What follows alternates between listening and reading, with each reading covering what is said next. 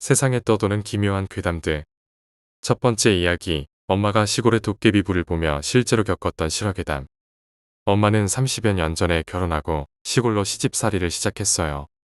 며칠 동안 모든 것이 평범했고 조용한 나날이었지만 이상한 점이 있었어요. 결혼식 때까지도 보였던 시아버지가 갑자기 안 보였던 거죠. 엄마가 시어머니께 여쭤보면 시아버지는 멀리 갔다고만 하셨어요. 그렇게 일주일이 지나고 며칠이 더 지나자 갑자기 시아버지가 본체에 나타나셨어요. 그런데 시아버지가 굉장히 취해 있었어요. 알고 보니 시아버지는 소문난 술주정뱅이였는데 며느리가 도망갈까봐 사랑채 뒤쪽 골방에 감금해 두었다는 거예요. 일주일 동안 술과 고기, 밥만 넣어주고 지켜보며 도망가지 못하게 한 거죠. 일주일이 지나면 도망갈 수 없을 거라 생각해 본체로 데려왔는데 역시나 나오자마자 술주정이 시작되었대요. 집기들을 던지고 욕설을 퍼붓는 모습을 본 엄마는 너무 놀라 자빠질 정도였어요.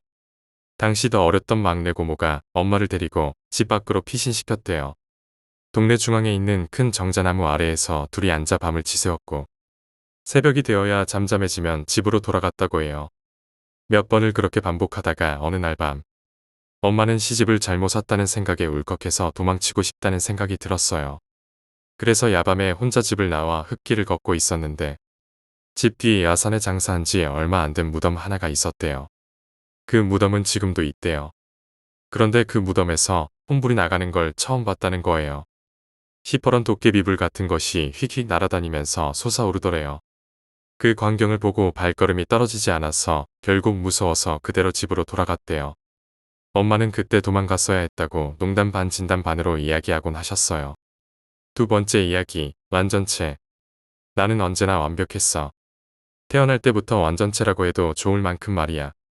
번창한 사업가였던 아버지, 모델 출신의 어머니, 두 분 다 명문대 출신이었어. 그런 부모님의 외동아들로 태어난 나는 신의 간택을 받은 듯 모든 걸 가지고 있었지. 빼어난 외모, 훤칠한 키, 명석한 두뇌, 그리고 유복한 재력까지. 내가 부족한 건 하나도 없었어. 어릴 때부터 신동이라는 말을 귀에 딱지가 않도록 들었고 공부뿐 아니라 예술 분야에서도 대회에서 입상을 하곤 했지. 공부 성적 말할 것도 없어. 대학교 의예과에 수석으로 입학했으니까 재수 없다고 생각하겠지. 그럴 만도해. 너희가 갖지 못한 것을 난 다 가졌으니까. 덕분에 나는 언제나 인기와 관심을 한 몸에 받았어. 대학생이 된 지금도 마찬가지야. 어딜 가나 주목받지 않은 적이 없었어. 모두가 나를 필요로 했지. 행복했어. 즐거웠어. 살아있다는 게 느껴졌지. 하지만 지금은 아무도 나를 보지 않아. 행복했던 나날들은 사라졌고 이제 모든 순간이 괴로워. 이걸 읽고 있는 너는 그래도 나에게 관심을 가져주는 것 같군. 그래서 설명해 줄게. 종말의 서막을. 행복했던 날들 속의 재앙은 조용히 찾아왔어. 아버지의 무리한 사업 확장이 결국 파멸을 초래했지. 거대하게 불어난 빚더미. 집엔 사채업자들이 시시각각 찾아왔고 거실, 주방, 방 곳곳에 붉은 표식이 찍혔어. 이제 그곳은 더 이상 우리 집이 아니었지. 끝이 아니었어. 추락은 더 비참했지. 아버지는 매일 술에 취해 살았고 어느 날 바람 쐬러 나갔다가 다시는 돌아오지 않았어. 경찰이 연락해 왔을 때 아버지는 강바닥에서 발견됐어. 그리고 얼마 지나지 않아 집에 불이 났어. 어머니가 가스불을 끄지 않고 잠들었고 그 불은 집을 다 삼켜버렸지. 어머니도 떠났어. 나는 얼굴과 팔, 다리에 큰 화상을 입었고 모든 게 끝났지. 친척도, 친구도 아무도 나를 찾지 않았어. 겨우 남은 지인의 도움으로 작은 자취방을 구했지만 학교도 가지 않았어. 나가봤자 뒤에서 수근거리는 소리밖에 들리지 않았거든. 힘들었어. 위로받고 싶었어. 동정받고 싶었고 관심받고 싶었지. 하지만 그건 다 공허한 외침이었을 뿐이었어. 아무도 나를 돌아보지 않았지. 하지만 다시 돌아갈 방법이 있었어. 다시 그때로 완벽한 나로 돌아갈 방법 말이야. 그때 내 눈에 한 권의 책이 들어왔어. 책장 가장 아래에 있었던 책, 교양 수업 때 산 뒤로 던져놓았던 책이었지. 옛 영광을 떠올리며 그 책을 펼쳤는데 흥미로운 내용이 보였어. 이거다. 생각했지. 돌아갈 수 있어. 계획은 완벽해. 나는 언제나 그랬던 것처럼 완벽해질 수 있을 거야. 속보입니다. 최근 발생한 안구광탈 살인사건의 용의자가 사체로 발견되었습니다. 범인은 의과대학에 재학 중이던 대학생으로 자취방에서 목을 맨 채 발견되었습니다. 경찰은 범인의 범행 동기를 조사 중입니다. 이거 끔찍하구먼. 완전 미친놈 아니야? 그러게 말입니다. 사람을 죽이고 눈을 지 몸에 처박다니. 그나저나 이거 매스컴은 어떻게 하죠? 윗선에서 알아서 하겠지. 우린 조사나 마저 하자고. 이 녀석 책상에 그리스 신화책이 하나 있던데 그거랑 관련이 있으려나? 세 번째 이야기, 가족. 2042년 3월 5일 오후 7시. 오늘 잘해야 해. 잭, 알았지? 간호사 수잔이 내 손을 꼭 잡아주며 말했다. 그녀의 걱정 어린 표정이 마치 엄마 같았다. 진짜 내 엄마보다 더. 나는 떨리는 마음으로 미리 숙지했던 것들을 다시 한번 떠올렸다. 밝게 웃는 얼굴, 왼쪽 눈으로 윙크하는 습관, 아일랜드 억양, 말할 때 빼쭉거리는 입술. 모든 게 준비됐다고 생각하며 문을 열고 들어갔다. 식당 안은 꽤 컸지만 나는 금방 부모님을 알아볼 수 있었다. 엄마, 아빠. 나는 밝게 웃으며 달려가 안겼지만 두 분의 표정은 떨떠름했어. 아버지는 굳은 얼굴로 나를 바라보셨고 어머니는 울 것 같았지. 나는 미리 준비한 대로 행동했어. 주문하시겠습니까? 웨이트리스가 메뉴판을 주며 물었다. 나는 밝게 웃으며 메뉴를 골랐고 아버지께서는 여전히 긴장한 표정으로 나에게 물으셨어. 잭, 넌 뭘 먹겠니? shepherd 파이어. 콩 알레르기가 있으니까 콩은 빼주세요. 어머니는 내가 주문하자마자 눈물을 쏟으셨어. 아네스, 진정해. 잭이 보고 있잖아. 계속 이러면 어떡해. 아버지는 엄마를 진정시키려 애쓰셨지. 나는 어색해져서 다리를 떨며 테이블을 턱으로 괴었는데 아버지가 나를 보시더니 말했다. 잭, 다리를 떨지 않았으면 좋겠구나. 네, 죄송해요. 그 후에도 어머니는 울음을 그치지 않았고 결국 식사는 끝났어.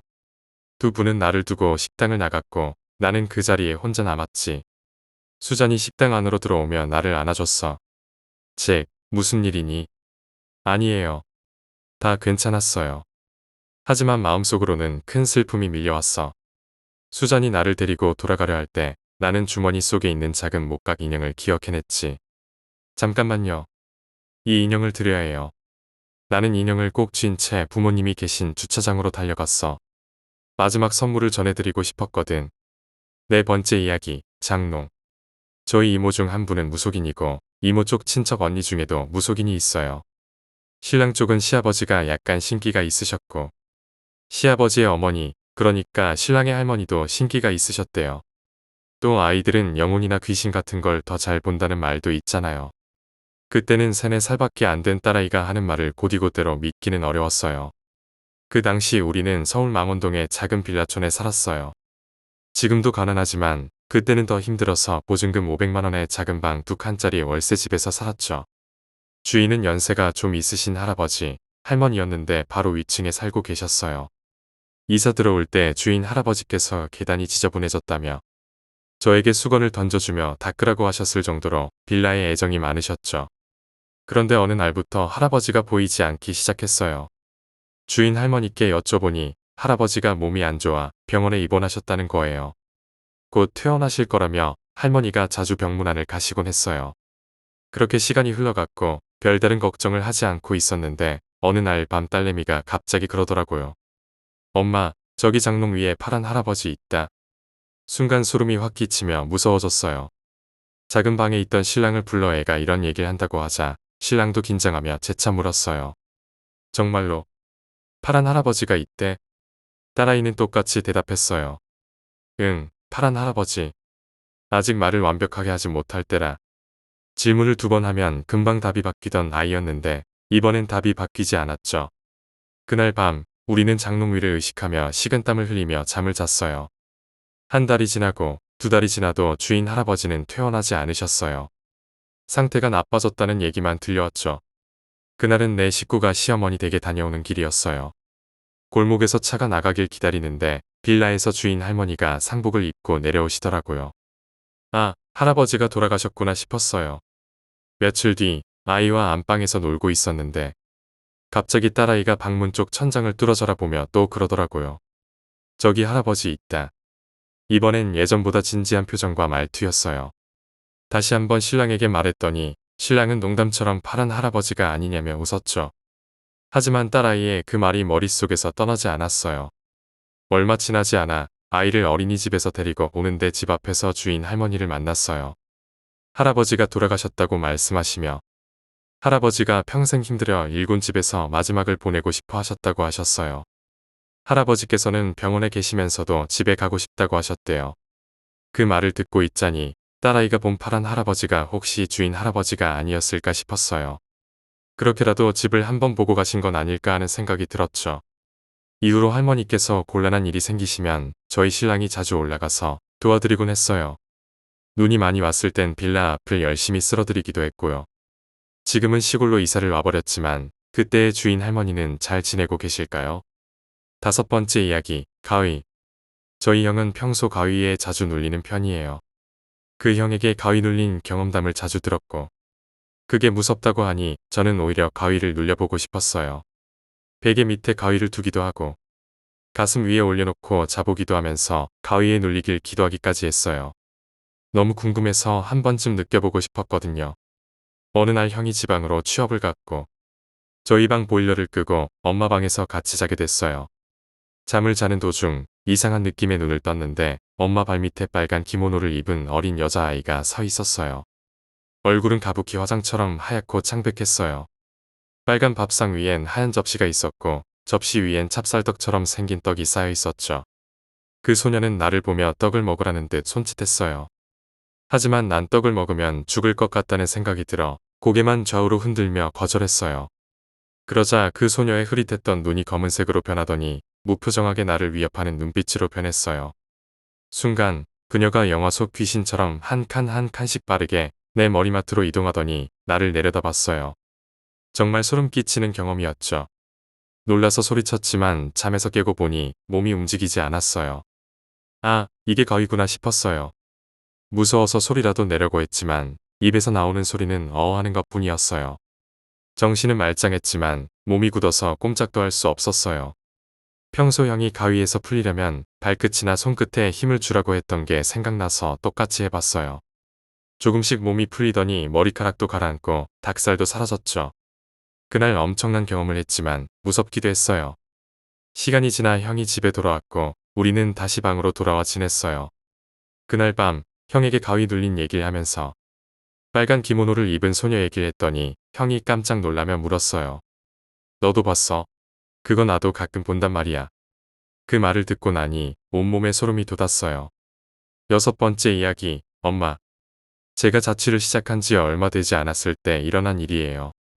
제가 사는 집 구조는 건물이 다닥다닥 붙어 있어서 창문은 2개지만 그중 하나는 고양이 1마리 겨우 지나갈 정도로 비좁은 틈이었어요.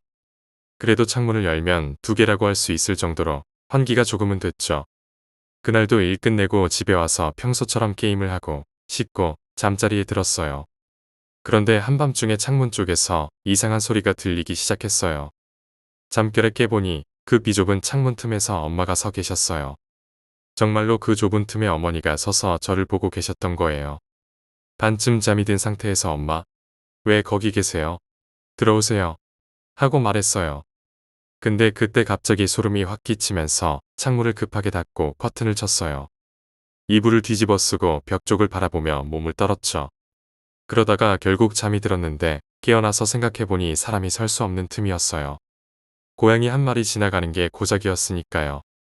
그 뒤로 그 창문에 소금을 뿌리고 나서야 마음이 좀 놓였어요. 7번째 이야기, 요괴. 지혜는 타락했어요. 학생 때부터 남자들을 유혹하고 잘 사는 남자들에게 돈을 뜯어내며 명품을 사는 게 그녀의 목적이었죠. 어느 날 운 좋게 걸린 남자가 있었는데 지혜는 그가 끼고 있는 귀걸이와 반지가 명품이란 걸 한눈에 알아봤어요. 그 남자가 최신형 스마트폰을 가지고 있는 것도 눈치챘고요. 이 남자를 놓치지 않겠다고 결심한 지혜는 안 넘어가는 척하다가 결국 넘어갔어요. 둘은 그렇게 사랑을 시작했죠. 물론 지혜는 진심이 아니었고 남자는 진심으로 사랑했어요. 하지만 남자가 진심을 다해 사랑할수록 지혜는 더 많은 돈과 명품을 원했어요. 결국 남자는 지쳤고 지혜는 그가 쓸모없어졌다고 생각하자 그를 버렸어요. 남자는 그렇게 사랑과 진심을 잃고 홀로 남았죠. 하지만 그들의 인연은 여기서 끝나지 않았어요. 지혜는 어느 날 몸에 이상을 느꼈고 임신이라는 직감이 들었어요. 그 예상은 맞았어요. 하지만 지혜는 이 아이를 원하지 않았죠. 그래서 자신의 배를 때리며 죽어 난 아직 19살이야. 넌 필요 없어. 라고 소리쳤어요. 결국 그녀는 부모님의 도움을 받아 병원에서 낙태를 했어요. 시간이 지나 지혜는 여전히 여러 남자들을 유혹하며 살았어요. 그런데 어느 날 그녀를 진심으로 사랑했던 그 남자가 찾아왔어요. 그의 눈빛은 예전과 달랐고 지혜를 향한 사랑이 아니라 분노와 결의로 가득 차 있었어요. 그 눈빛을 보고 지혜는 뭔가 잘못되었다는 걸 느꼈어요. 남자는 그녀에게 울부짖으며 물었어요.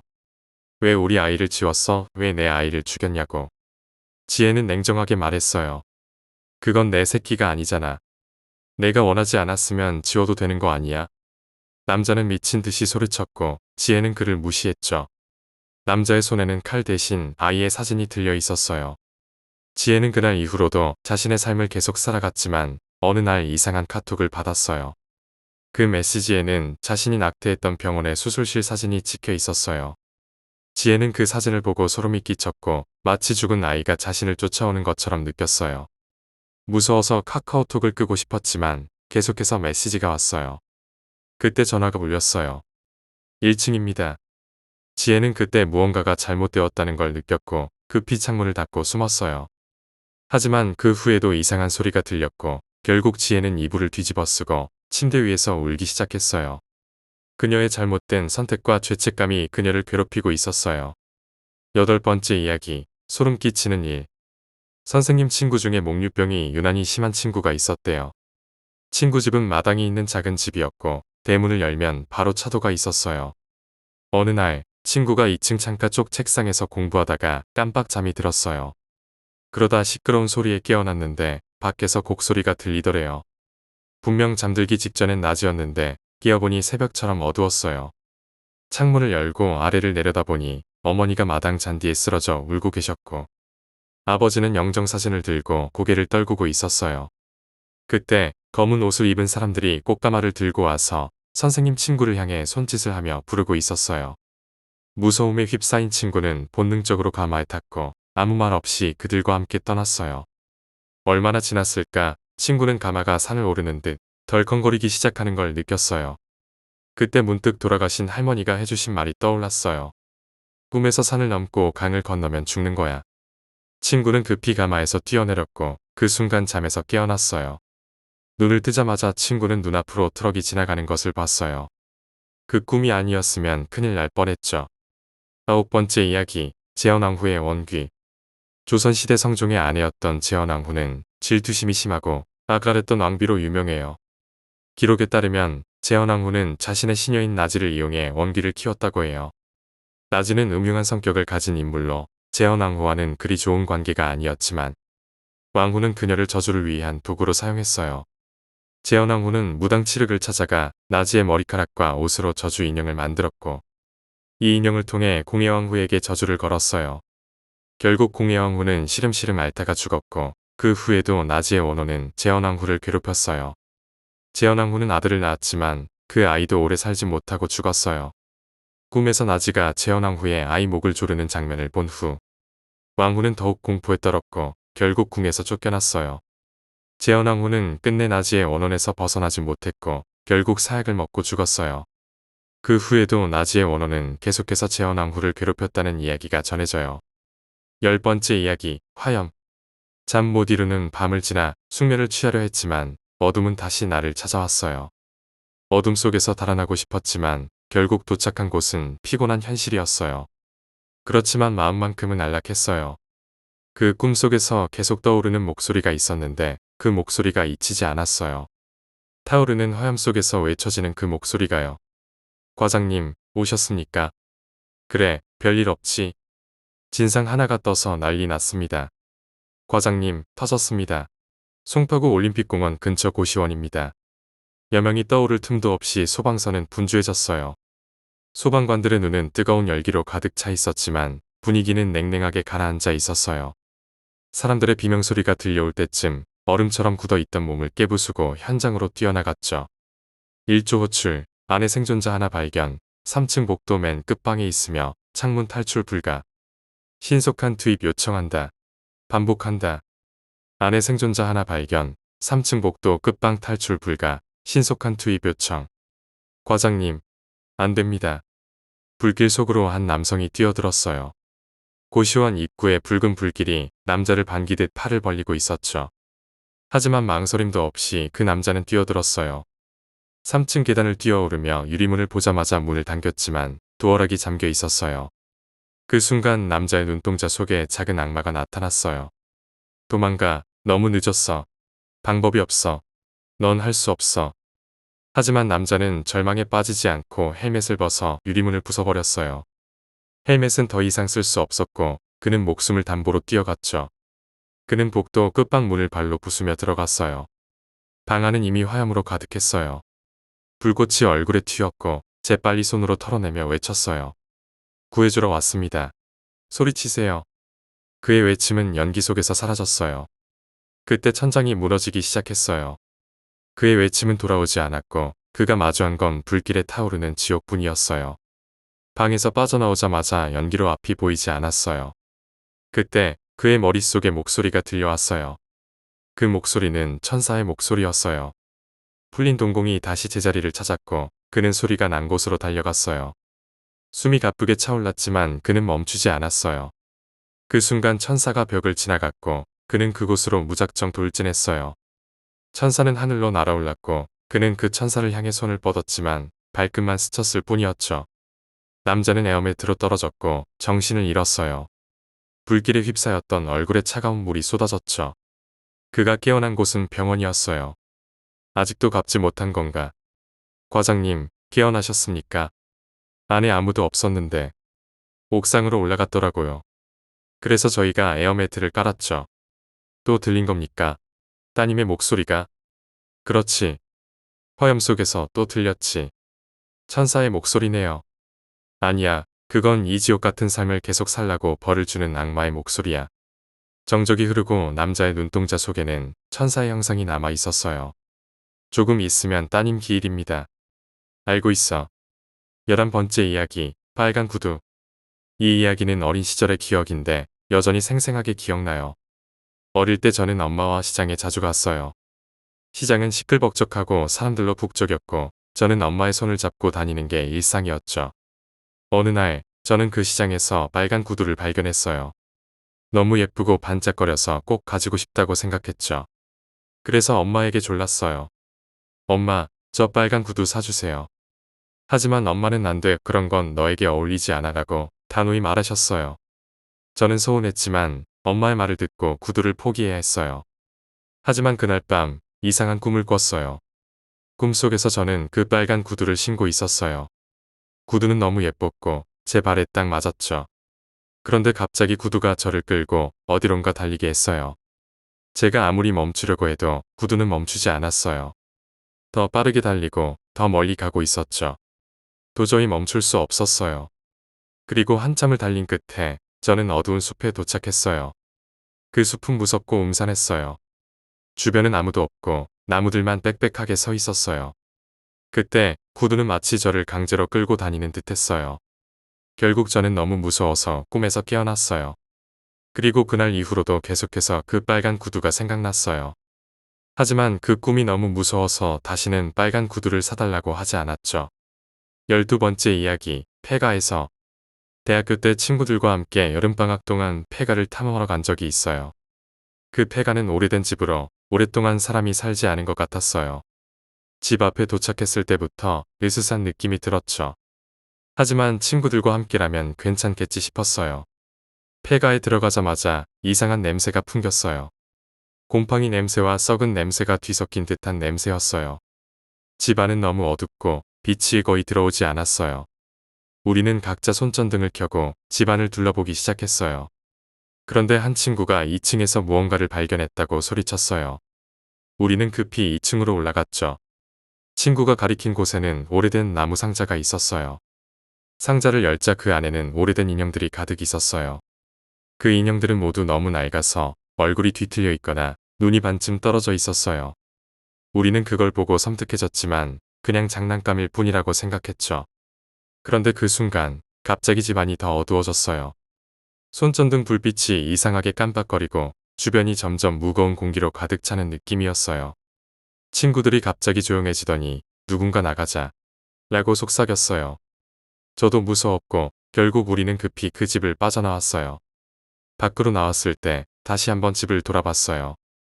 그런데 집 창문에서 누군가가 우리를 지켜보고 있는 것 같았어요. 아무도 그 집에 남아있지 않았는데도 그 창문에는 분명히 사람의 형체가 보였죠. 우리는 더 이상 그 집에 머무를 수 없었고 그 길로 폐가를 떠났어요.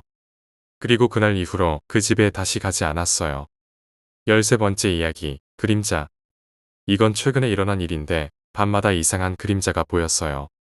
침대에서 잠을 자려고 누웠을 때 방구석에 누군가 서 있는 듯한 그림자가 보였죠. 처음엔 제가 잘못 본 거라고 생각했어요. 하지만 그 그림자는 매일 밤 같은 자리에 서 있었어요. 한 번은 용기를 내서 불을 켜보았지만 아무것도 없었어요. 하지만 불을 끄고 다시 누우면 그 그림자는 다시 나타났어요. 이상한 건 그 그림자가 점점 다가오는 것처럼 느껴졌다는 거예요. 매일 밤 조금씩 더 가까워지는 것 같았어요. 결국 저는 잠을 잘 수 없게 되었어요. 그래서 어느 날 저는 그 그림자를 향해 말을 걸어봤어요. 너 누구야? 왜 나한테 오는 거야? 하지만 대답은 없었어요. 그 대신 그림자는 점점 커졌고 어느새 제 앞까지 다가왔어요. 너무 무서워서 도망치고 싶었지만 몸이 움직이지 않았어요. 그때 갑자기 모든 것이 조용해졌어요. 그리고 저는 잠에서 깼어요. 꿈이었나 싶었지만 그날 이후로는 그 그림자가 더 이상 나타나지 않았어요.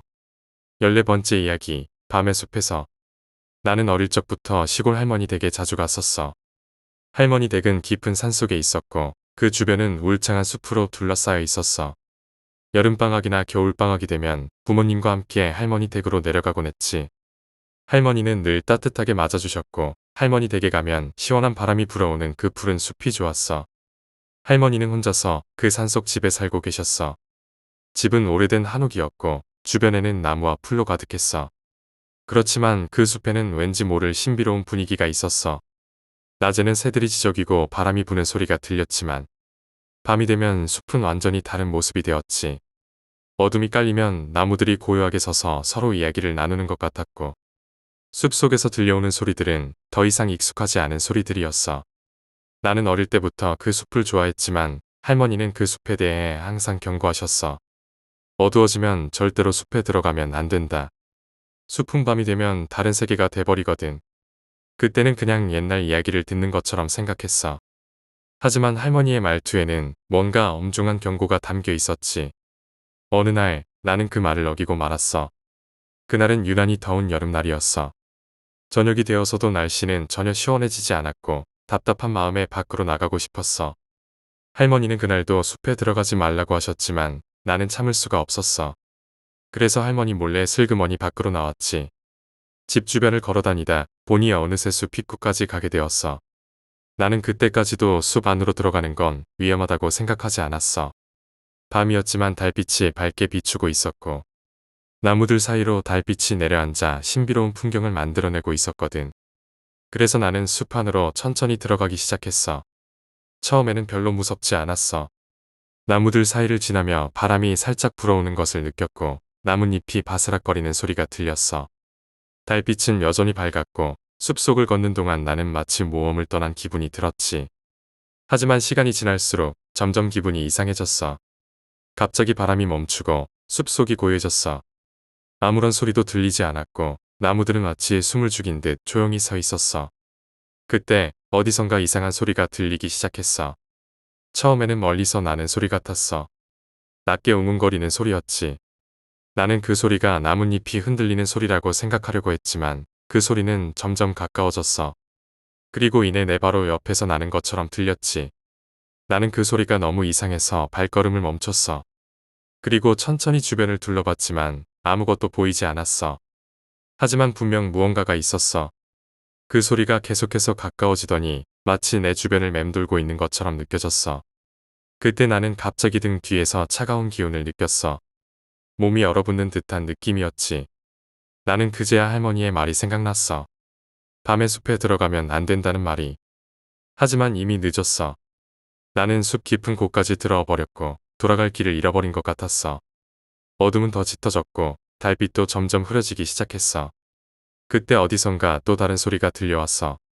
이번에는 발소리였어. 누군가가 나를 따라오는 것처럼 들렸어. 나는 그 소리를 듣고 너무 무서워졌어. 하지만 몸이 움직이지 않았어. 공포에 사로잡힌 나는 그 자리에서 한참을 꼼짝 못하고 서 있었어. 그러다 문득 숲속에서 무언가가 나를 보고 있다는 느낌이 들었어. 누군가가 숨어서 나를 지켜보고 있었어. 그때부터 나는 무언가 잘못되었다는 걸 확실히 느꼈어. 숲은 더 이상 내가 알고 있던 그 평온한 숲이 아니었어. 이곳은 내가 들어오면 안 되는 곳이었어. 나는 겨우 발을 움직여 숲을 빠져나가려고 했어. 하지만 그때 내 앞에 무언가가 나타났어. 처음엔 그것이 무엇인지 분명하게 보이지 않았어. 그것은 어둠 속에서 서서히 모습을 드러냈어. 마치 사람처럼 보였지만 분명 사람이 아니었어. 그 형체는 흐릿하고 불분명했지만 그것이 나를 응시하고 있는 건 확실했어. 그리고 나는 그 형체에서 눈을 뗄 수가 없었어. 그것은 나에게 다가오기 시작했어. 발소리는 들리지 않았지만 그 형체는 점점 가까워졌어. 나는 도망치고 싶었지만 두려움에 사로잡혀 움직일 수가 없었어. 그 형체가 내 바로 앞까지 다가왔을 때 나는 그것의 얼굴을 보게 되었어. 그것의 얼굴은 사람의 얼굴이 아니었어. 눈도, 코도, 입도 있었지만 그것은 마치 잘못 그려진 인형의 얼굴 같았어. 얼굴의 비율이 어긋나 있었고 눈은 너무 크게 뜨고 있었으며 입은 이상하게 찢어져 있었어. 그것은 마치 웃고 있는 것 같았지만 그 웃음은 끔찍하게 왜곡된 웃음이었어. 나는 그 끔찍한 얼굴을 보고 비명을 지르려고 했어. 하지만 목소리가 나오지 않았어. 그 순간 그 형체가 내 손을 잡으려고 했어. 차가운 손이 내 팔에 닿는 순간 나는 그 자리에서 얼어붙고 말았어. 그때 어디선가 낯익은 목소리가 들려왔어. 거기서 나와. 그 목소리는 할머니의 목소리였어. 할머니가 나를 부르고 계셨어. 나는 그 소리에 정신이 번쩍 들었어. 그리고 그 형체가 갑자기 사라졌어. 나는 그 자리에서 할머니 쪽을 향해 달리기 시작했어. 할머니는 숲 입구에서 나를 기다리고 계셨어. 그때 나는 눈물이 터져 나왔어. 할머니는 나를 꼭 안아주셨고 나는 한참 동안 할머니 품에서 울었어. 그날 밤 할머니는 아무 말도 하지 않으셨어. 하지만 나는 그날의 일이 절대로 잊히지 않았어. 숲속에서 만난 그 끔찍한 형체와 그 차가운 손길은 여전히 내 머릿속에 선명히 남아 있었어. 다음 날 아침 할머니는 내게 조용히 말씀하셨어. 내가 본 것은 숲의 수호자야. 그들은 숲을 지키는 존재들이지만 밤이 되면 그들은 어둠의 세계로 들어가. 너는 그들을 보면 안 되는 거였어. 다행히 넌 돌아왔지만 다음엔 절대 숲에 들어가지 말거라. 나는 할머니의 말에 고개를 끄덕였고 다시는 숲에 들어가지 않겠다고 다짐했어. 그날 이후로 나는 다시는 그 숲에 들어가지 않았어. 그리고 시간이 흘러 할머니는 돌아가셨지만 그 숲의 기억은 내 머릿속에 깊이 남아있어. 지금도 가끔 그때의 꿈을 꿔. 숲속에서 그 형체와 마주했던 그날 밤을 말이야.